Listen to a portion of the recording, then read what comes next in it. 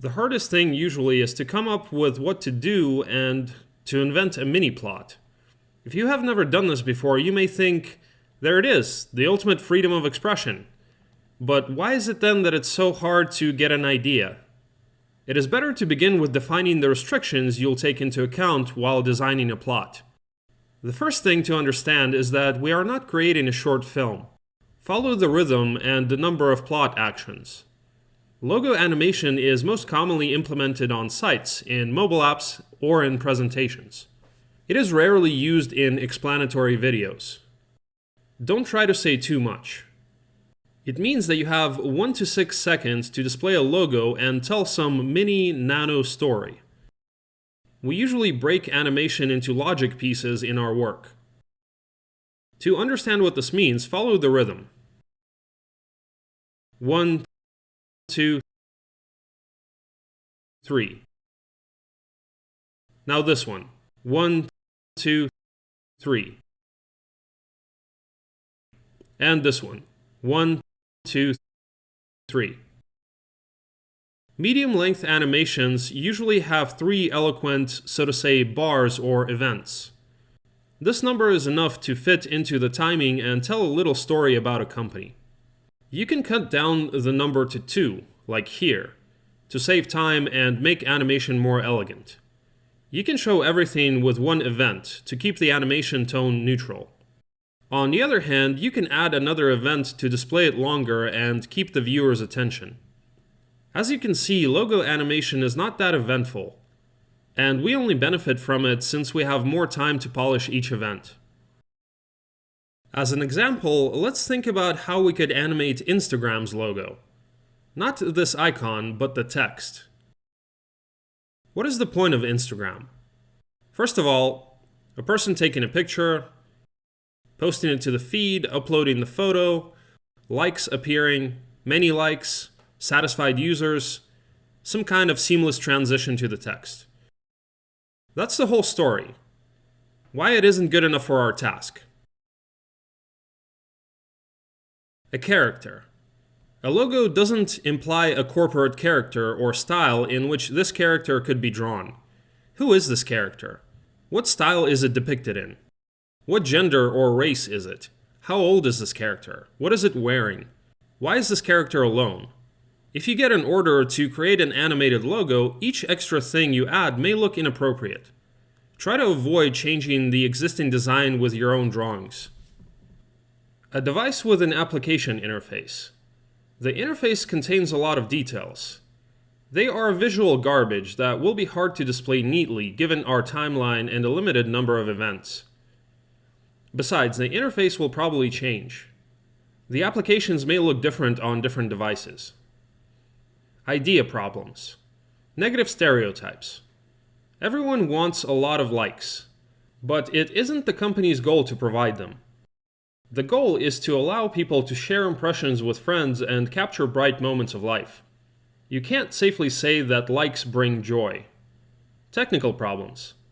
There is no clear way to make a smooth transition from all that to the logo. And there's one more thing.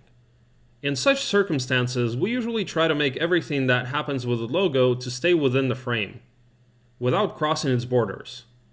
If it is an intro to a show, it is always clear how and where it will be published. But if it's a logo animation, it can be used in many different ways. And you better be ready for that. I mean, these frames where hands are crossing the border of the screen. How to narrow down the plot and still keep the essence. Let's remove everything we won't need for sure. First, get rid of the character. It is too risky to interfere with the original logo design. Now we need to choose what we want to be talking about here. Taking photos or getting likes. Likes are more of a hype thing. Photography is slightly more serious in its nature. Both topics are good, but let's stick with photography for now. For example, a camera appears, takes a couple of shots, and disappears, being replaced by a logo. The logo is lettering. The simplest thing that you can do is to reveal it with lines and additional swooshes. The next question is how to portray the camera, maintaining the corporate identity and making it still look like a camera. Everything has already been done for us. We'll use the existing application icon. So the camera appears, takes a shot, disappears, revealing the lettering. We've captured the essence, kept everything within the frame, and haven't changed the design much. Done. The second important aspect, often forgotten by beginner motion designers, is that you make an animation for real people. Each company has a tone of voice, the audience they focus on, and the product itself.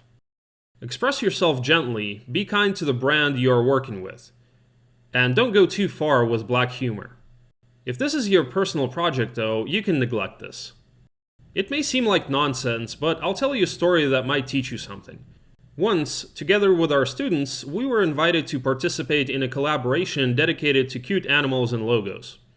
I got this logo and was told that it was an event management company. What thoughts did I have when I saw the logo? I want to do something wild. Wild goat. Say no more. What else was I thinking then? Events mean parties, dancing. I like dancing, but I'm not good at it. It doesn't matter. My goat will dance. What wild dance moves do I know? Listen incrementally. Small jumps. This is quite wild as well. I want to be able to do so. What is the result? Let the goat go wild, falling to its knees and breaking a branch above its head. I have 1 day. No, that will be too difficult. A few moments later. All in all, done. Let's add increasing shaking to emphasize this is a party. Send this to the collaboration organizer. Perfect. Send this to the client. Wrong. This should never be published. What did I miss? I didn't visit the company's site to see what they really do. They arrange marriage proposals in a picturesque lighthouse. In what segment does the client work? Premium class services. Definitely not for everyone. Everything is white and gold. I didn't check who their clients are. Here they are. Do the company's clients expect to spend time as I suggested them in my animation? No way. How did the story end? We agreed with the client that we would keep the shot in the collaboration but wouldn't publish it on Instagram. It was their main platform to attract new customers. Luckily, it was a collaboration, not a real commercial project. So the tone of voice, the audience, and the product, these are all the things you should always gather all the information about before you get started. You should understand that a company may make fun of itself, but it will hardly ever make fun of its customers. These are totally different things. All questions related to humor and plot twists unintended by the logo itself should be discussed and agreed with the client beforehand. Basically, these are the restrictions. Let's move on to the plot. What an idea can be based on. Metaphors, initially intended by a designer. A neutral display without any specific plot. An illustrated story covering a form of activity.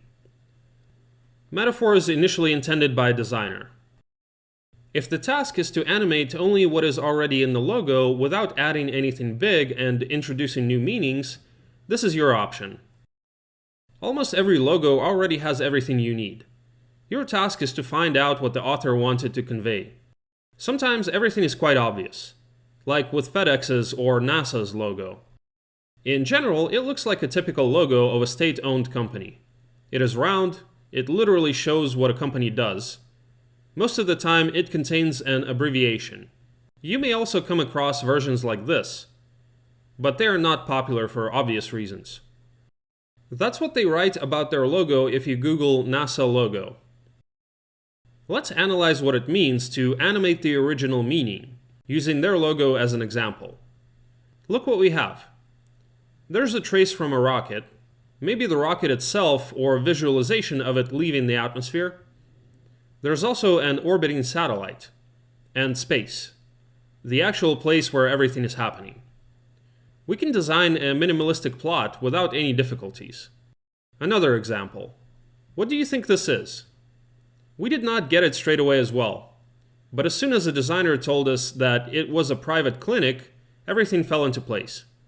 Look, these are pills of different sizes. This thing looks like a stethoscope, only without this thing. We can use these elements separately and then display the remaining part of the lettering. For the purpose, you can add small additional details. like a notch here or a dividing line here. Besides, many are afraid of hospitals, so let's make our animation a little more welcoming and playful. For example, we'll toss the pills into the air, and then turn them into parts of the logo. In the end, as an additional emphasis, we can animate this bow here. I used a limb created with Character tool for it. As you can see, we almost did not alter the original logo designs. This must be your aim. If you want to animate everything using initially intended meaning, follow the steps below. Gather as much data about the company and its logo as possible. Ask the client what the logo symbolizes, why it looks like this, what metaphors are embedded in it. Next, think about how you can convey the maximum of information with a minimum of assets, similar to a notch on a pill. Try to work with the graphics the logo already has, adjusting it only when it's really necessary. This is all good, but what if a logo doesn't look interesting? What if it is just an icon or a company name written in a fancy way? In this case, a logo can be animated with simple tools that do not add specific meaning to the animation. We call this type of animation neutral interpretation. It might seem boring to you. Come on, where are the characters, framing, and editing? But in fact, 90% of cases require nothing more from a motion designer than to reveal the final shot of a video simply and elegantly. Or it may be a relaxed animation cycle for a site. It is important to do everything smoothly, elegantly, and pixel perfectly. These qualities are highly valued in this type of projects. For this type of animation, it is rather important that you know how to use a wide range of techniques to reveal and morph objects. Since you will mostly work with simple shapes and lines, the originality of your work will depend on how creatively you handle the simplest tools for animation. Here are some examples of what you can achieve using only standard transformations and line animation. Such animations don't have a plot as a rule, but have a certain mood. You can achieve it via the overall dynamics of a scene and emphasis on details, like this funny washcloth on the character, or with smooth and graceful movements on the lines like here.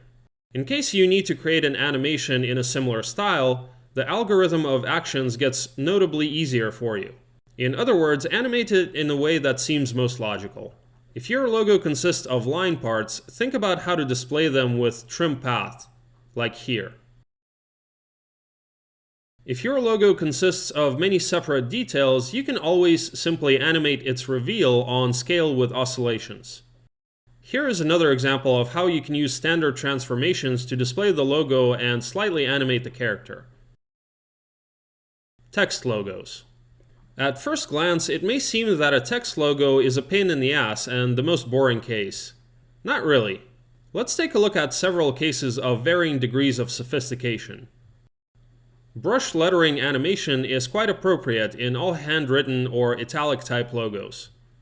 There can be dozens of brushes generated, and each will have its own character. The same goes for letters.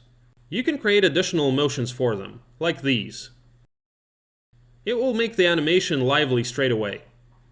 If your lettering is more geometric, you can reveal it in the same way but without a brush, to maintain the original minimalistic design. For simple and minimalistic letterings, you can use standard transformations, like scale, position, rotation, etc. What can the text do? Well, it can be typed, for instance, or emerge letter by letter like this, or do it in a more dynamic way, or slide out from behind the mask like this, or be animated in a couple of frames like this. There are dozens of ways to reveal letters. Pick the one that will look more appropriate. Here's an example of a boring logo for a glasses store.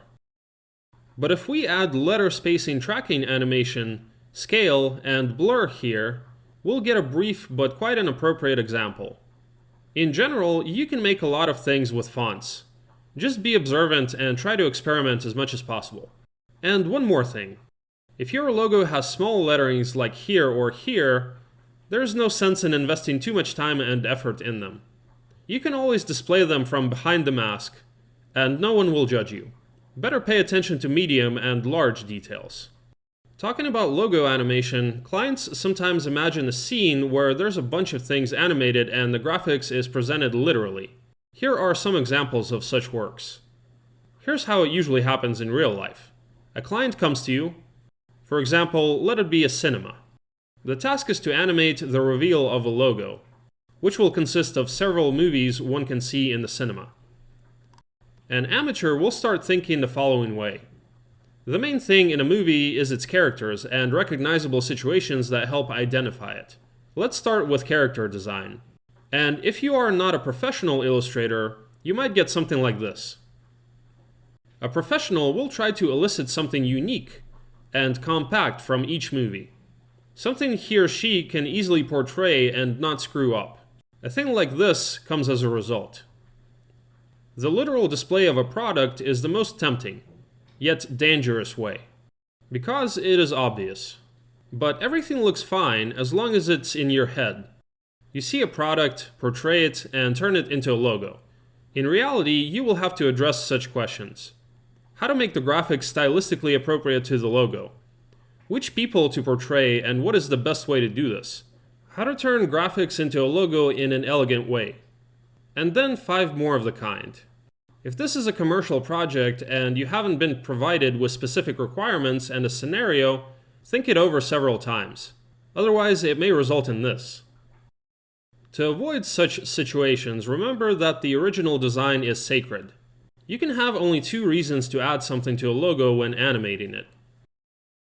The task requires it, and you are a professional graphic designer or illustrator, confident in your sense of beauty. This is your personal project, and you are the only person responsible for it. In other cases, stick to simple morphs, movement lines, and distortions of original forms. I hope I didn't scare you too much.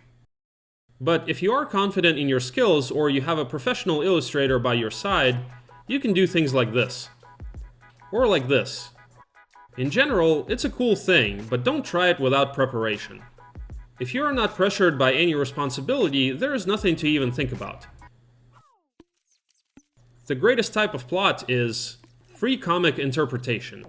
Here you can and should do what you like. The first thing to reckon with is your personal goals. I usually keep an animation wish list with some techniques I want to use in a project.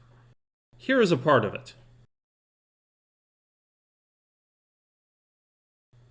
All in all, a plan usually looks like this. You study the logo, the subject, and the task. Then you think about how you could make it cute and funny. In the meantime, figure out which of the techniques from your list is ideal for this plot. In short, having such a list is a cool thing. Make sure you implement your animation wishes as often as possible. I rarely do something for myself. Most often I have to study or try something new already in real projects. But good boys don't do that. Home assignment. As you can see, there is no secret in plots for logo animation. But there are a lot of limitations and conditions you should take into account before starting. In your homework, I suggest you try to compose 2 plots. The first is serious, as if for a real company. No extra graphics, nice and neat. In the second one, try to make fun of the company. Create something funny about it. Here's an example of 2 options for animating the NASA logo. If you are capable of implementing this idea now, do it. If it is still difficult, describe it or try to sketch out a storyboard. You can compile it into an animation to make it more visual. Another task is to make your list of tricks or techniques you would like to master and practice. You'll find it useful later. You can send it to us via the forum in the lesson description. We'll read everything and take it into account when planning additions to the course. Good luck!